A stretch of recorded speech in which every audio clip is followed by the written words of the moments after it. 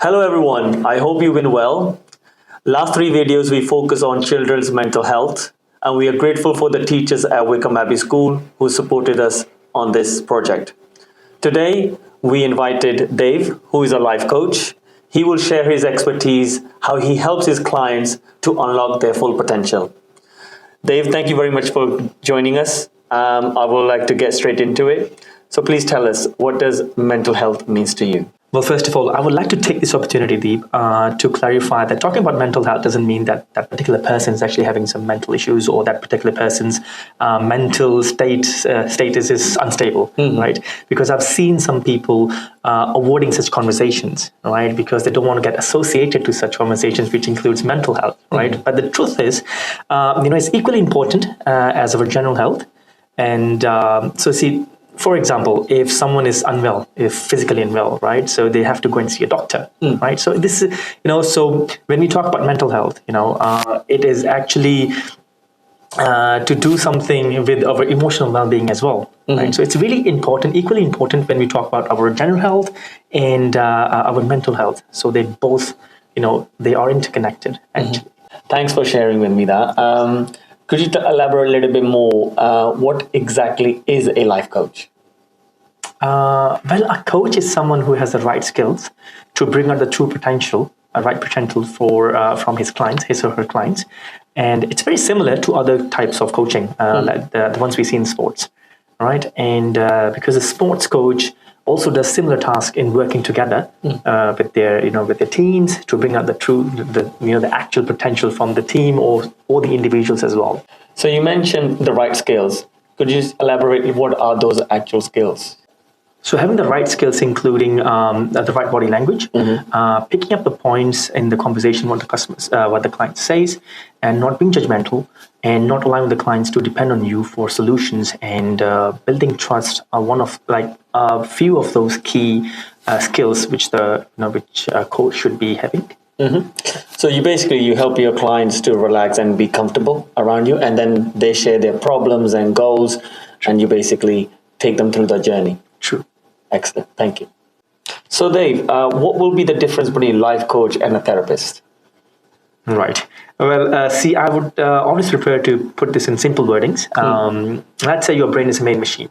It's a hub, it's the main engine. And if the main part of your body is not functioning properly, you might want an engineer, which is in this case a doctor, to look into it, right? So life coaches typically focuses on helping individuals achieve their goals. And while psychologists, they diagnose and they treat mental illness and emotional disorders, right? And so let's say stress, when you're having stress, because stress is a common killer, right? And you might want to speak to someone if you're having stress, right? And you don't want to go and see a therapist, don't you? Right? And so so basically you just want to have a word, you want to talk to someone who you can trust. And in these cases, life coaches are someone who you would like to look up to. Okay, understood. So basically, if there is somebody who wants access to a life coach, you could be the first person they can approach. And then if you felt like they need more help, or then you can refer them to a therapist, and then they can take the next journey with them. Indeed. I see. Understood. Thank you very much for sharing that. So Dave, would you mind sharing any experiences with us? Sure. Well, I do remember this one of my clients. She came into me, and then she started venting out, and some things to do with her work that particular day. And then when I asked her, since when is this going on, and she goes, after a good 15 minutes of venting out, she goes to me that this has been happening for quite some time now.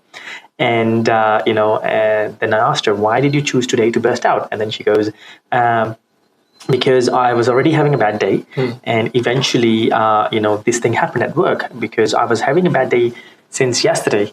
And I was like, okay, could you tell me more about it? What happened yesterday? And then she goes, I went to my son's school because apparently he has been being quite mischievous. He's not performing in school. He's not doing his homework, and some other complaints as well from coming out from this son's school. And then she goes, then I was not. Obviously not very happy about it. And then after that, this thing happened at work as well. So while having this conversation with her, I figured out, I picked up some points that, this was not like they started off with work. And then it went back to her home. So I figured out that there were some things which there are few things which were bothering her at the same particular time.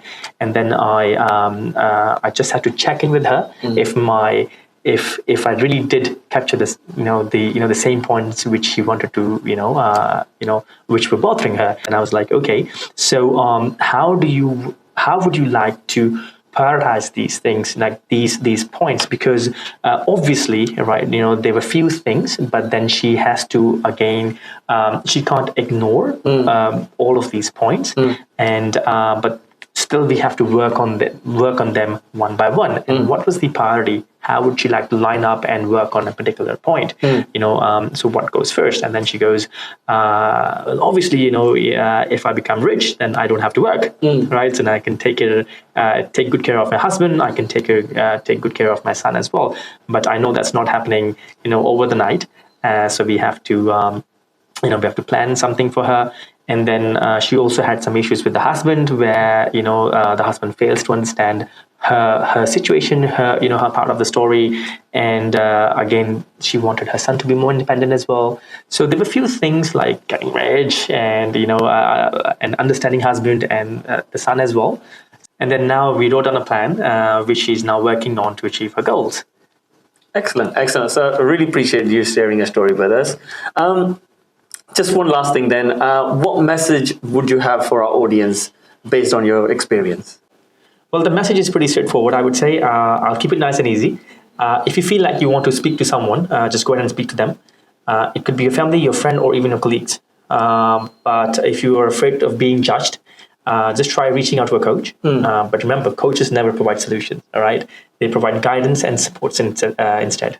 Okay, great. Dave, look, I really appreciate you coming on the show and spending time with us, sharing your expertise.